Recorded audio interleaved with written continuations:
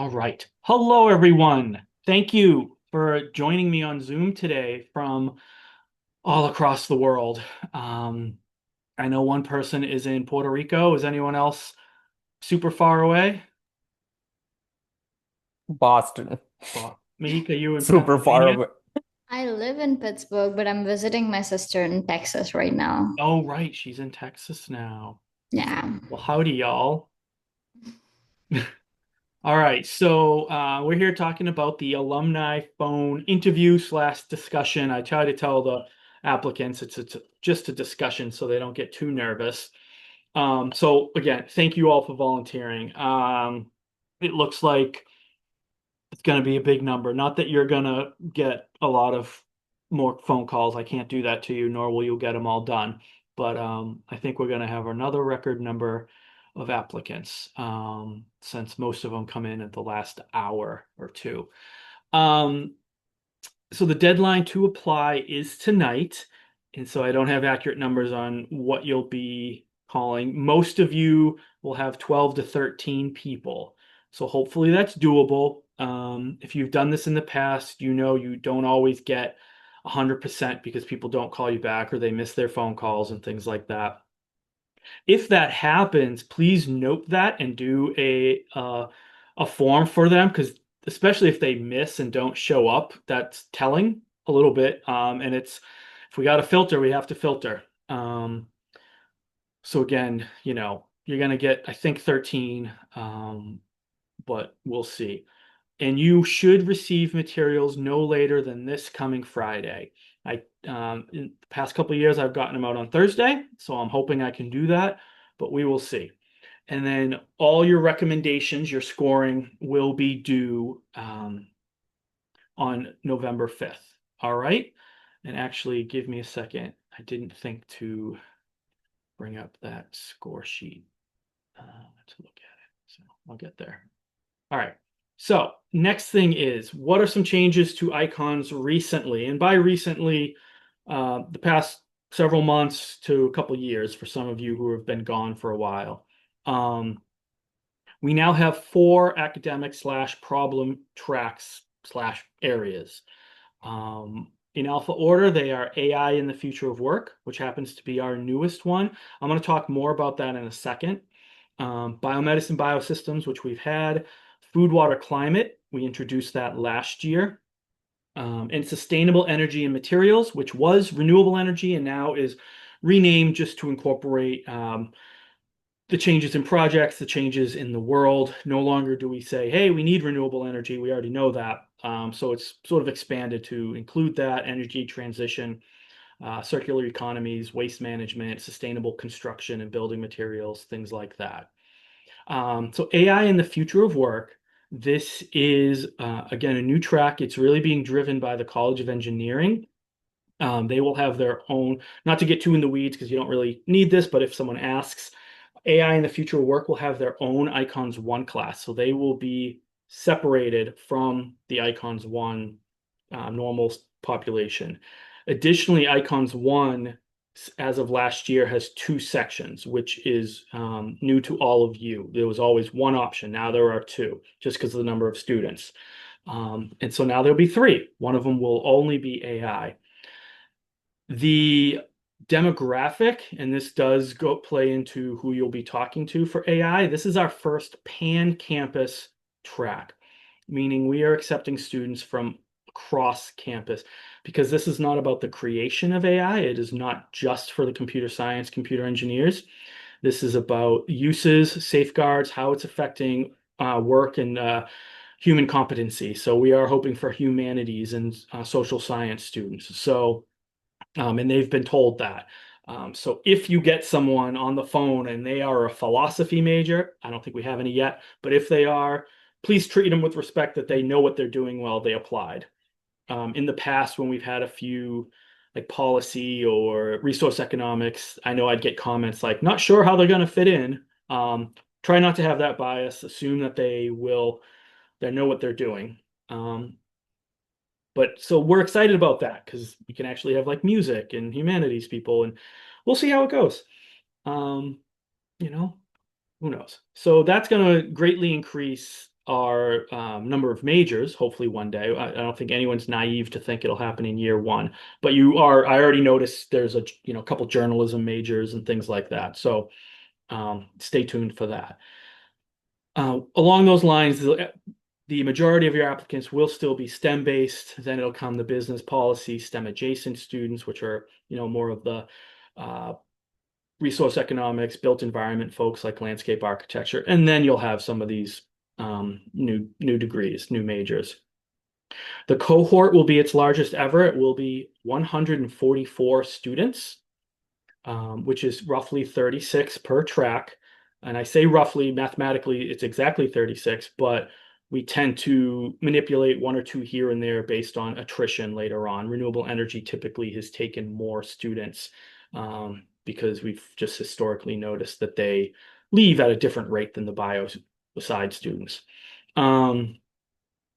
And so that's sort of what's changed. For some of you, your cohort was 60. So it's vastly different. And that might be something that comes up. Oftentimes students will ask about your experience. Any questions about the changes? And, I can't see everybody. Some might not have cameras on, so just speak up and let me know. All right, I'm going to move on. Can I ask Abigail? a Yep, question? Abigail, I saw you come Yeah, on. Go on. maybe this is showing my age, but when do they decide their track? Because I believe when I did it, it was a little lighter, like not in Icons 1. Oh, yeah, you were here with me, but you came in before me, I think, right? I'm not sure. I was the ninth bit. Oh, maybe no, yeah. Anyways, doesn't matter.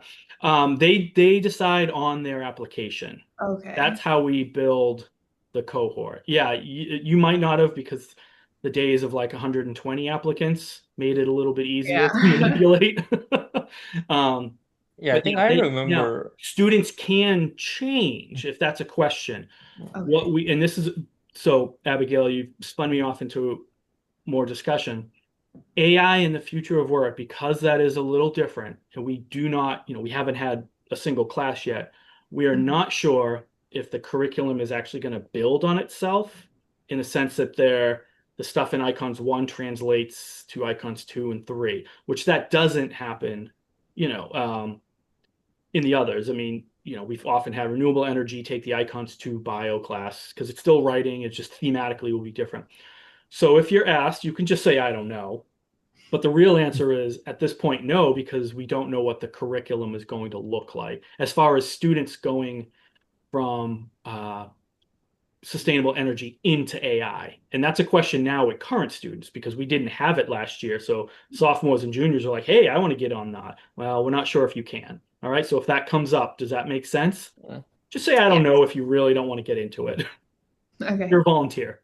Push, Thanks. was there a yeah, question? yeah, well, twofold. One is I think I remember I had to choose by icons too, so that might be different. I don't Well, remember. you come Yeah. in as a track, but then icons two is where you Mm. split. But I think a question that I can anticipate a lot of the people asking me is like, I'm interested in how AI relates to sustainable energy. Should I take Hmm. AI or should I take sustainable energy? Hmm. So What do you what's think your of that? icons answer? My icon's answer is that both answers are correct. Correct. Right. AI and bio. That, yeah. Yeah. I mean, you could do AI related disease, control, whatever, access and healthcare due to AI. Yes, that's the thing. With icons, Yeah. everything can kind of flow between, but this will be specific. So it's really where do they want the major focus to be. But yes, you are in an icons world, you are correct. Both answers are right. Um, Um, if they have we worked anything on like let's say they do their icons one and it's different because they chose AI, mhm. but now they're like, you know what, I want to switch to sustainable energy That, or something. yeah, that's fine. I don't think it's All right. going to be so different as far as team-based research. It's still going to be taught. I mean, the lead instructor is coming from energy, coming from electrical engineering, but he's under our wing, and there's someone from resource economics, so it's already interdisciplinary. Um, so it's not changing.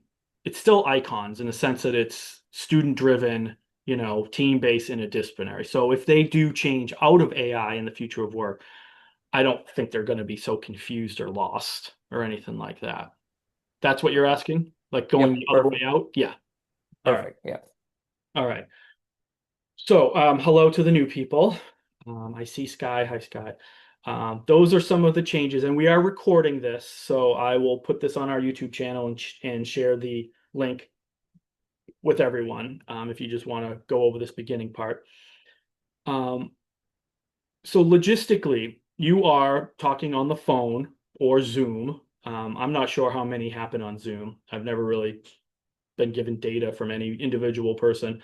I'm assuming a lot of this is phone.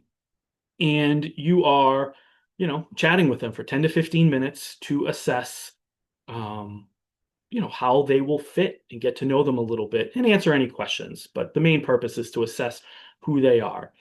So, what are we looking for? I like to think of four main points that you should be looking at. One is, does the applicant have a good sense of what icons is? Mahika, yes, I'm gonna ask you. Sorry, I didn't mean to No, no, interrupt no, you're you, fine. but I just want to know if you have a preference if we did Zoom calls or if we did phone calls. Uh, Personally, I don't have a preference. I'm trying to think of as far as like research. I mean, this isn't research. This isn't data collection and stuff. Like, will it change? I mean, certainly if your applicant is really anti or something, try to make them as comfortable as possible. Okay. Because you never know, you know. Hmm. But no, I don't have a preference. Okay. So does the applicant have a good sense of what um, icons is? This is a biggie because this is a wonderful way to filter out people is if they clearly don't know anything about the program and they just applied because their friends applied or they heard or they're a go-getter and they want one more credential. Um, do they understand why it's important to have interdisciplinary work, team-based, student-guided, real-world application? So try to get at those points. Does the applicant bring any specialness to the program? Do you hear a certain story that they share, or a way they're talking about a certain project where you're like, well, that's really creative, or that's just different? Are they bringing something cool to the program?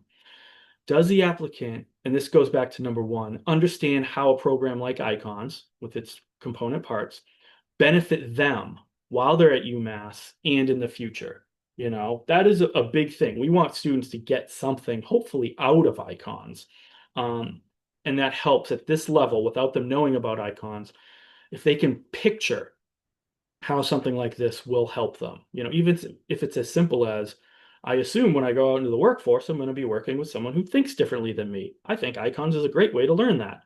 That's a simple answer, but it's better than no, I have no idea, Um, and finally, does the applicant show passion? Um, do they have that spark? Are they so excited to ask questions and answer questions? And it's that special zing, from like Hotel Transylvania. Do they have that zing? Do they have that passion? That's what you're really looking for. And so, when you get the link for the form, there'll be several criteria you have to score on. I think it's 1 to 4. It's a non-odd number Likert scale, so nothing's in the middle. And then there's comments. Hopefully, we usually get more comments from the phone interviews because you only have like 13 to do as opposed to the admissions committee reading 180 essays. They don't comment on everybody. But tell us those little moments that you had that you think they're important. Because that really, when it comes down to a tie or thinking, does this biology student or this biomedical engineering student deserve that last spot in the bio side? It might come down to what you say and be like, I heard something in their voice that they sound great. Any questions about what we're looking for or anything at all? All right. So this will be old hat for some of you that have done this before, but by the end of this week, again, hopefully Thursday, I am going to send you an email. It's going to be pretty dense in text. It'll have your assignment in like a copy pasted Excel spreadsheet. And if at any point you need something delivered to you differently, please do so. But when I'm doing 30 of these, I try to make it as easy for myself as well. So that will have an icons ID, and that is a way we match up with the admissions committee. The admissions committee reads essays blind. They don't know who the person is. You will, because you're talking to them. You'll have their first and last name. You'll have their preferred name or nickname. I try to clean those up so that um, I've gotten this before. Like a Michael will apply and they'll say their preferred name is Michael. And it's like, okay, thank you. But that's not a nickname or preferred name. That's just your name. So I try to clean it up for you. Their pronouns, their email address, because you have to communicate with them, their phone number, their year in college, first or second year, their track, and their primary major. So I'm not listing their secondary, which some do. So that could come out. But it's more or less what's their primary. And that's just to give you a little background so obviously you can communicate with them, but you understand who they are. Also, the email will have an opening email template, for you to reach out to them. We do give you this template just for some consistency on communicating with the applicants, okay? You can tweak it a little bit to your personality, but for the most part, try to stay consistent so that it never becomes a question, that they didn't know they were supposed to reply to you or something like that. All right. Then there's some notes to please keep in mind. I'm going to go through these because I think it's a good time to chat about it and then answer any questions if you have to.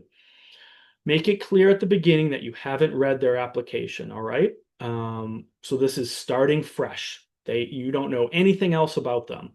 And it gives them space to detail something on the application that maybe they want to share with you. The big thing is, why is icons important to them? Why did they apply?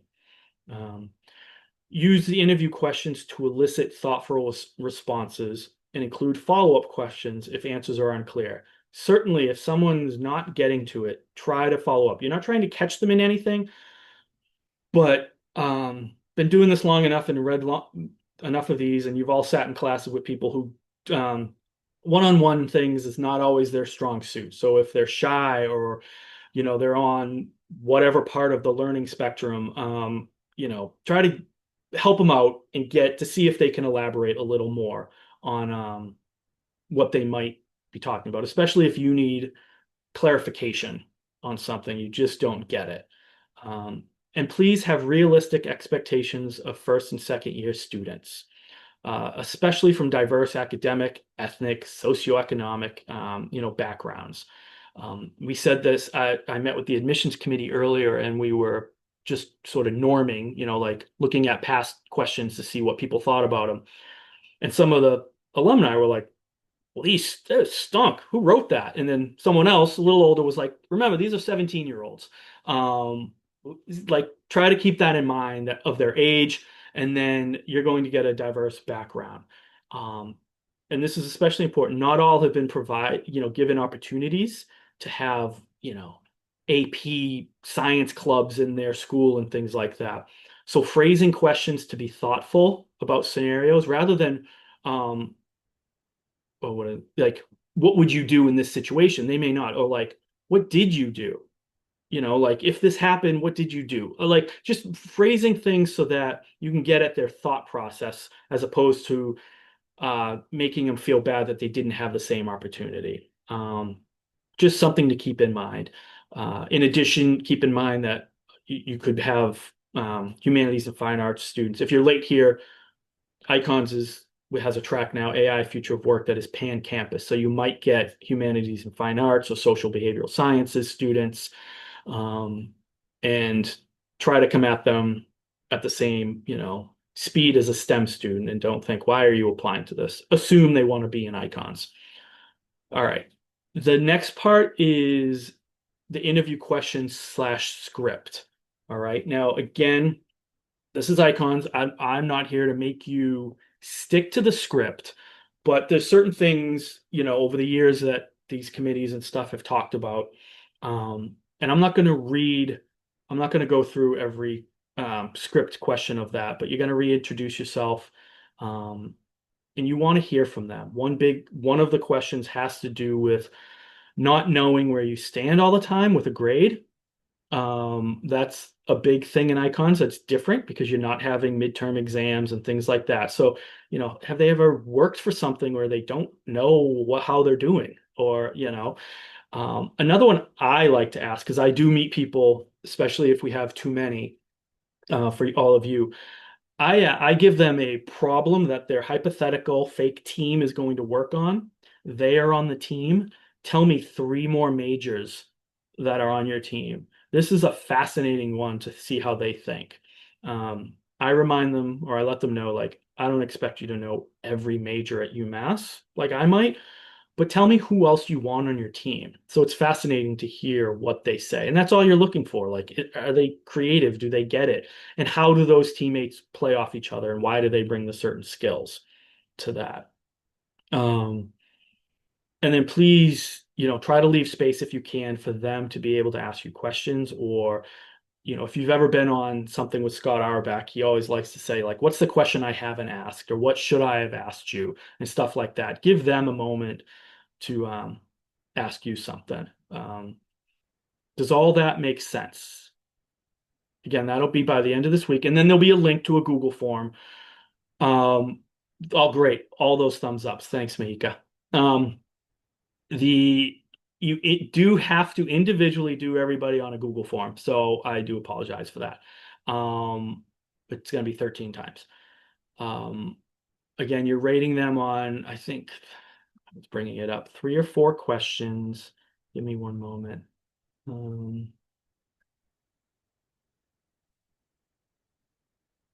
you. All right. So you answer to grow it, like, how likely is the person to succeed within these experiences? Not likely and very likely, from 1 to 4. So how are they to grow in as an effective team member in icons 1? Are they comfortable with the type of instruction and feedback that provided? And a lot of this is icons 1 related. Are they likely, not likely?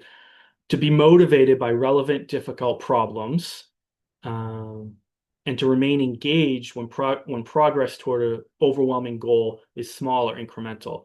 As you know, you're very rarely solving any of these problems, but some of these students might have, ideological views that they are going to solve the healthcare crisis or something like that. Can they still work where they're not going to solve the problem? Or like in icons 1, where you have 2 weeks to do your whole experiment and then present because you're doing 2 case studies.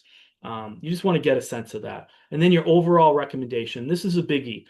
They're either going to be rated a clearly good fit, possibly good fit, or likely poor fit. And that sort of maps on to our binning process when we do admissions. All right.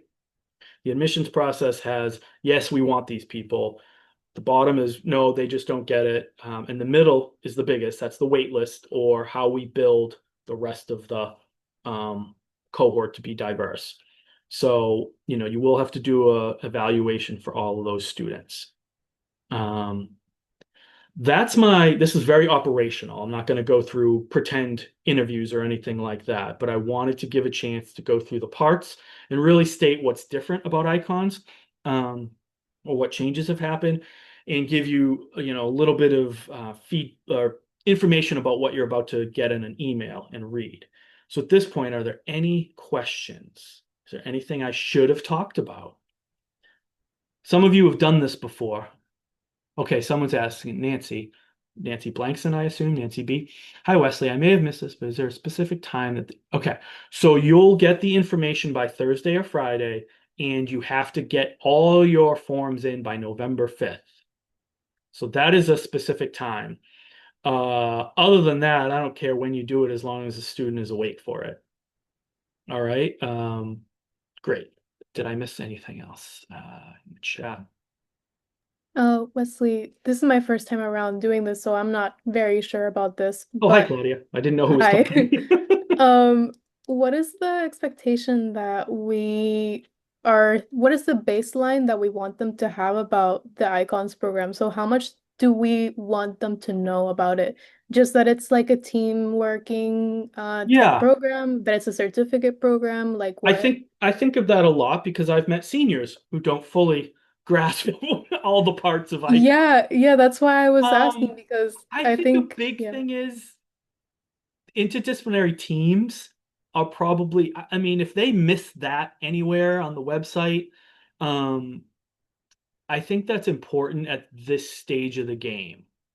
Um, certainly if they're like, oh, and I do believe in reflection and stuff, that's a higher power. But I think if they understand that they're going to be working with students from all these different majors and why that matters or can matter, that I think that'd be my baseline. Does that make Okay. sense? Yeah. Yeah, Yeah, good that makes question. sense. Good That makes question. sense. Thank you. Um, and obviously this is not you are 30 individuals with different backgrounds and different biases and different experiences and icons. We know this is not an exact science. You're not all going to score the same as someone else might have the same person, but it is a system we have and it's the system we're using at this point. Something came up in the admissions committee where they were curious, how many students do we think are going to use AI? And Erica Light taught some of you in I3B. Um, she's right now the academic program director as a grad student. We assume that hopefully everyone's using it at least to clean up their work. We're going to assume they're doing that. We don't know if they're using it a lot. I mean, if they get 30 people all using the word plethora, well, they're probably using AI because how many people use plethora? Um, so we were talking about how if AI like begins to be used so much that these interviews will have to be tweaked because this is where you're going to find out more about people because they can't. Well, I don't. Well, they can probably, but in theory, they're not using AI in these interviews.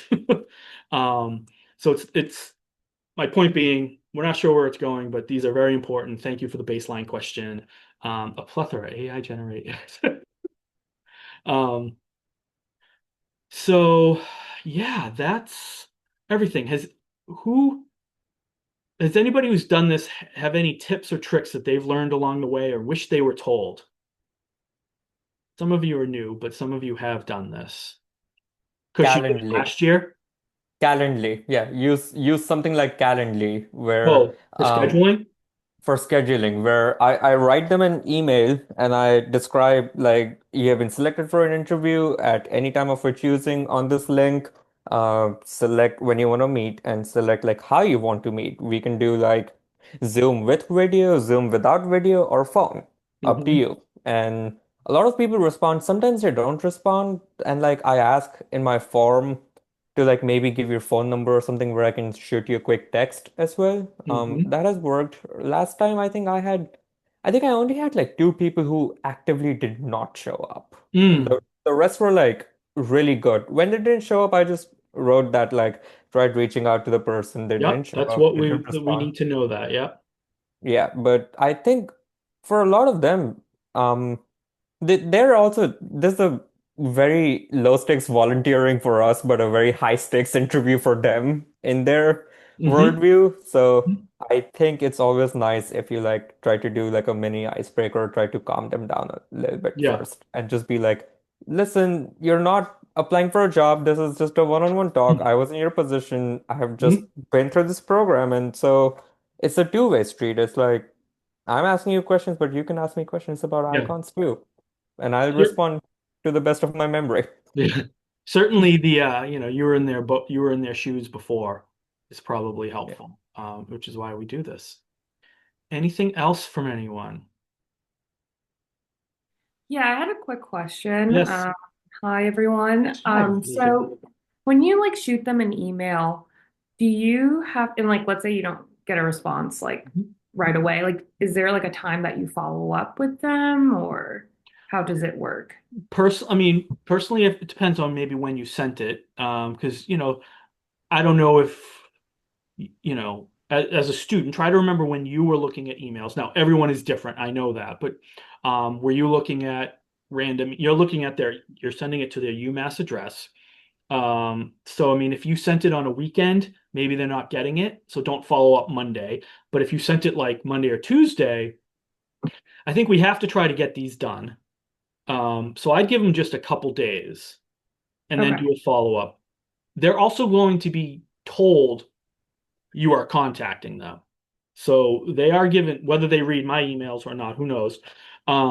They should if they're trying to be in this program, but I'm giving them a heads up that someone will be contacting them. All right. The if you start getting down to crunch time and you haven't heard from somebody, certainly a last ditch effort would be to like either like maybe text the phone number, tell them who you are. Don't just be like, what's up? You gonna do the interview? They'll be scared. But give them a little preamble about who you are. That might be something you can do, but try to stick with email at first. And again, we get 95% numbers back. So most people will do it. But certainly make a note on their evaluation if you've tried 2 or 3 times and they haven't gotten back to you. I don't know what to do then. All right. Okay, that makes sense. Yeah, Thank so you. I'd give them a couple days, but make it Yeah. based on when you send it. If there's a weekend in there, give them a couple extra. Yeah. And to Kush's point about creating like a whatever program to use, if you can set that out to about a week before and give plenty of options to people and then send them all out in the first week, as opposed to like staggering to help yourself, that might be something good too. Because you have to be sane. You have to get through these, find the time with work and with life. So do yourself a favor and try to do the easiest thing for you that gives the most options for students. All right. Anything else from anyone? And these are just 15 minutes, right? 15, 20 minutes. 10 to 15. Okay. Yeah. I mean, yeah, don't hang up on the kid, but Yeah. yeah, if you do one at lunchtime, if you're in a job or whatever, or you do one a night, um, or you plan, I want to do 2 or 3 every Wednesday night for the next 3 or 4 weeks or something like that. As long as people can do it. You had another question, Mika? No, I was Oh, just okay. no. Oh, all right. I thought you were like, Yeah. still.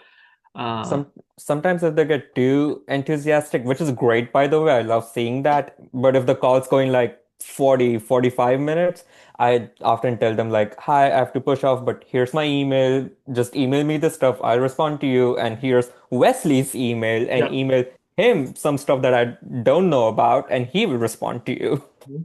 Yep. Oh, and what I always tell, for those of you who haven't been around for a little bit, we now have peer advisors in Icons for the second year in a row.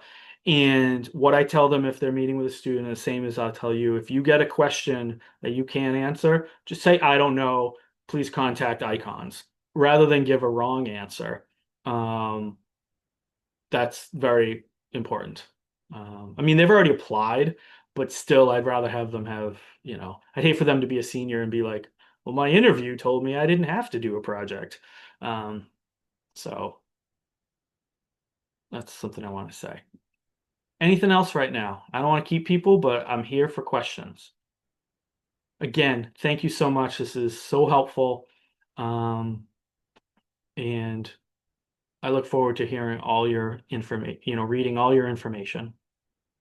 All right. Nice to see so many of you. All Thank right. you for involving us. You as well. Yes, I'll say good night Thank then. you. All right. Thank Bye, you. everyone. Bye. Thank you. Bye. See ya.